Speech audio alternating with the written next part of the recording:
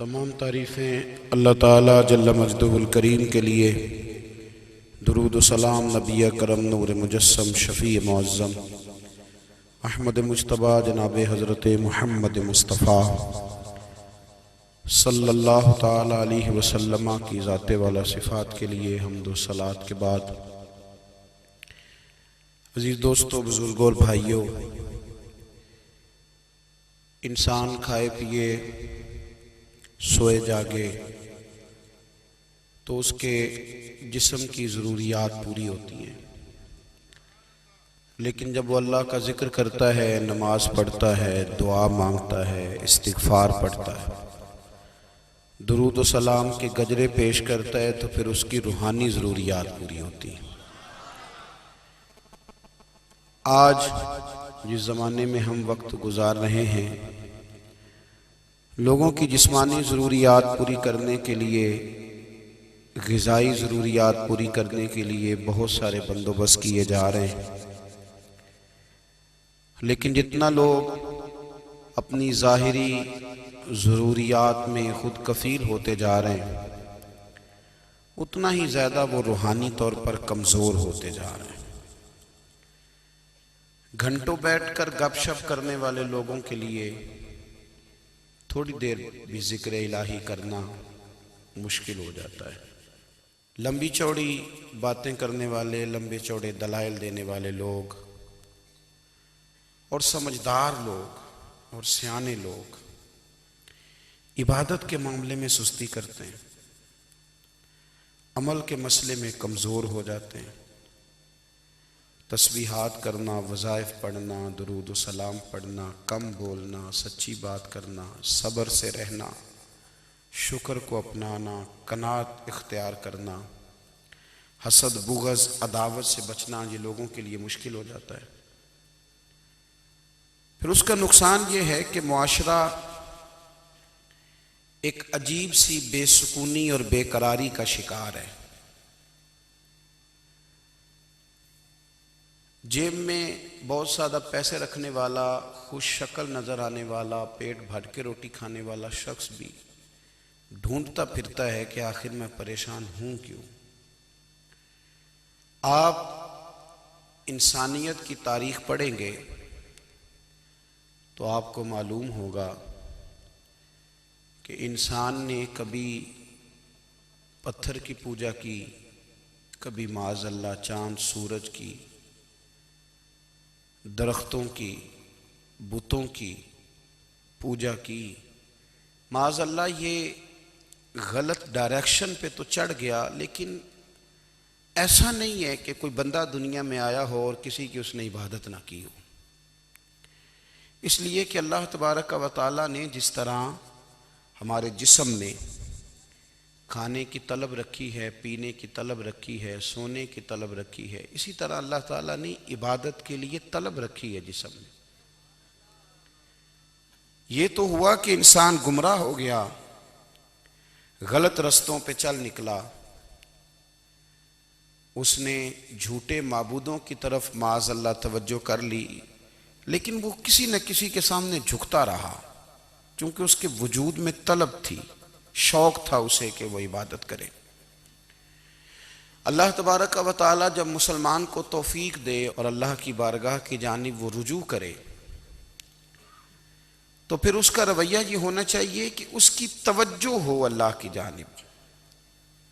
हमारे यहाँ तस्बीहात पढ़ ली जाती हैं अगर कभी मौका मिले, लेकिन वो ख़ास इन्हिमाक, वो ख़ास शौक़, वो ख़ास ज़ौक़ अल्लाह तबारक व तआला की इबादत का। एक होता है नमाज पढ़ना, एक होता है एहतमाम के साथ नमाज पढ़ना, यानी ज़रा वक्त पे उठना, ज़रा सही करके वज़ू करना, ज़रा शौक़ से मुसल्ला बिछाना।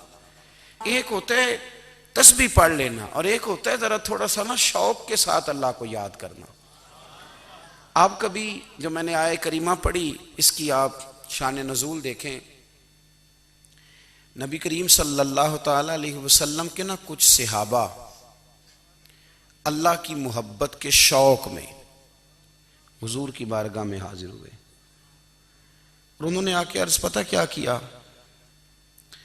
अर्ज़ करने लगे, या रसूल अल्लाह सल्लल्लाहु तआला अलैहि वसल्लम, सालों बीत गए हैं सजदे करते हुए, हुजूर सालों बीत गए हैं तस्बीह पढ़ते हुए, सालों बीत गए कहते हुए कि सुबहान अल्लाह वो पाक है। हमें सालों बीत गए ये कहते हुए कि अल्लाहु अकबर वही सबसे बड़ा है। सालों बीत गए कहते हुए कि अल्हम्दुलिल्लाह सारी तारीफ़ें अल्लाह के लिए। सालों बीत गए उसकी तस्बीह करते, तहलील करते, तकबीर कहते। हुजूर अब ना हमारा अपने रब से मिलने को जी चाहता है। कभी यह हकीकत मुंतज़िर नजर आ न लिबास मजाज में, लाखों सजदे तड़प रहे हैं मेरी जबीने नियाज में।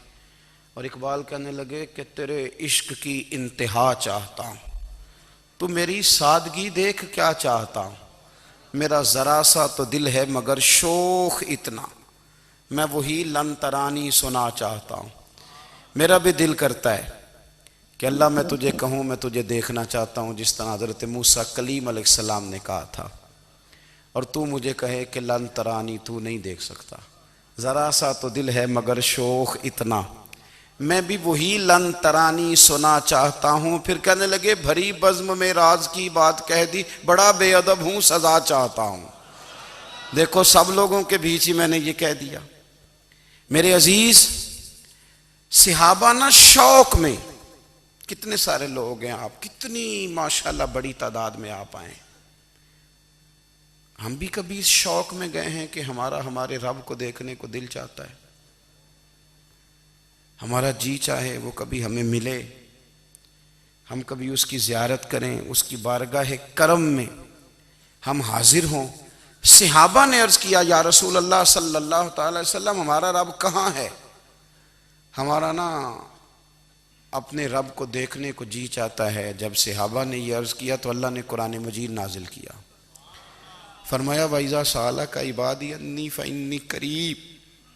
महबूब जब मेरे बंदे आपकी बारगाह में आके मेरे बारे में पूछे ना, तो उनसे कह देना मैं उनके करीब ही हूं, करीब ही हूं। दलील क्या है? आई इज़ादान, ये जब भी मुझसे दुआ मांगेंगे मैं इनकी दुआओं को कबूल फरमाऊंगा। मैं इनके करीब हूं, मैं इनके करीब हूं। ये जब भी दुआ मांगेंगे ना मैं कबूल करूंगा, मैं इनके करीब हूं।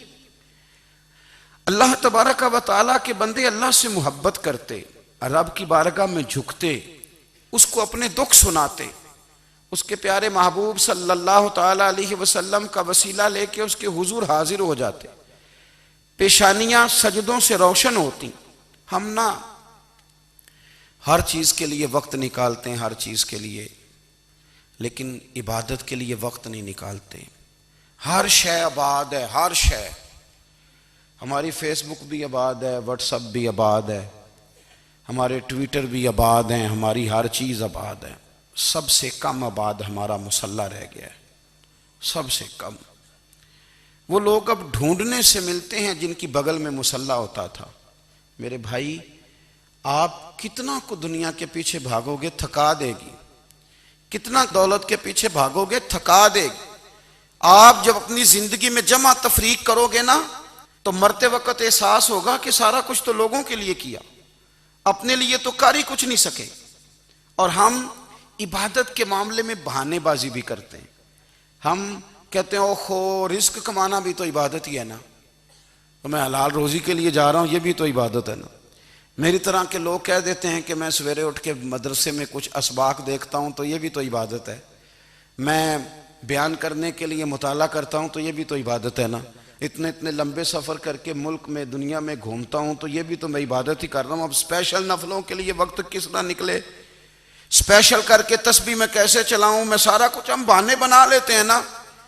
मेरा सवाल ये है कि ये सारी बातें सहाबा को, नबी करीम को, दीगर लोगों को भी तो पता थी ना। लेकिन आप गौर तो करें, 23 साल हुजूर को वक्त मिला, मुख्तसर वक्त ज़ाहिरन तबलीग करने के लिए। पूरी दुनिया में दीन भी फैलाना है। घर में 11 अज़वाज है, 4 बेटियां हैं, उनकी औलादें, सारे कामकाज भी देखने। लेकिन सैयदा तैयबा ताहिरा हज़रत आयशा सिद्दीक़ा रज़ी अल्लाह ताला अन्हा फरमाती हैं सारा दिन तबलीग करते, हर गुलाम के दुख सुनते, घर में आते तो अपने घर वालों का ख्याल करते, काम में हमारा हाथ बटाते। कुर्बान जाऊं, कहती हैं जमाना सारा सो जाता लेकिन आमना के लाल मुसल्ला बिछा लेते। दुनिया सो गई सारी, सब सो गए, जो खुदाम थे, वो जो गुलाम थे, वो सो गए। सही मुस्लिम में लफ्ज मिलेंगे, सैयदा पाक फरमाती हैं, ओ मेरे नबी के गुलामों, मैंने ये रंग भी देखा है कि हुजूर ने इतना खड़े रहे, इतना क़याम किया, इतना क़याम किया कि मुकद्दस पैरों में वरम आ गए, सूज गए पैर। इतने बड़े दिल पे हाथ रख के नहीं बता सकता कि मेरे कभी नमाज में पैर सूज गए हों, कोई नहीं बता सकता। बच्चों की रोटी कमाते थक गए, बात अलग है। हम सैर करने गए तो थक गए, बात अलग है। लेकिन इबादत में ये भी तो मुस्लिम शरीफ है ना, ये भी तो दीन है ना, ये भी तो हुजूर की सुन्नत है, ये भी तो वो चीज है जो करीम की आंखों की ठंडक है। सैयदा फरमाती हैं पैरों में वरम आ गए और सारी रात ही हुजूर ने नमाज पढ़ी और एक ही आयत बार बार दोहराई। मस्जिद नबी में बिलाल हबशी ने फजर की अजान दे दी और हुजूर अभी मुसल्ले पे थे। करीम फारिग हुए, मैंने अर्ज की या रसूल अल्लाह सल्लल्लाहु अलैहि वसल्लम, आपके तो सदके अल्लाह अगले पिछलों के गुनाह माफ करेगा, तो आप इतनी आहोजारी क्यों फरमाते हैं? आप तो शफी हैं, आप तो अंबिया के इमाम हैं। तो हुजूर ने फरमाया, आयशा तुमने गिनवाया है ना मेरे अल्लाह की मुझ पर कितनी रहमत है। अफला अकूना अब्दन शुकूरा, फरमाया अगर उसने इतनी नेमतें दी हैं तो क्या मैं उसका शुक्रगुजार बंदा ना बनूं? मैं शुक्रगुजार बंदा ना बनूं उसका? फिर अगर इतनी नेमतें उसने दी हैं, मुझे इतना नवाजा है, तो फिर मैं उसके सामने सजदे ना करूं? ओ मेरे भाई, बड़े काबिल फख्र लोग हैं हम कि हम नबी पाक के गुलाम हैं। हम काबिल फख्र हैं कि नबी करीम के गुलाम हैं। क्या कभी इस गुलामी के शुक्राने में भी 2 नफल पढ़े कि या अल्लाह तेरा शुक्र है तूने हमें हुजूर का गुलाम बनाया? याद रखें कि अपनी रूहानी जिंदगी को आबाद करें, इस्तिगफार पढ़ें, तस्बीहात करें। हजरत अब्दुल्ला इब्ने उमर रदी अल्लाह ताला अन्हो, हजरत उमर के साहिबजादे, मक्का मुकरमा में उनकी कब्र है। मैंने जब उन्हें पढ़ा तो मुझे उनसे बड़ा प्यार हो गया। लेकिन आपको पता है वहाँ जाके किसी शख्स का मज़ार तलाश करना या पूछना एक मुश्किल काम होता है।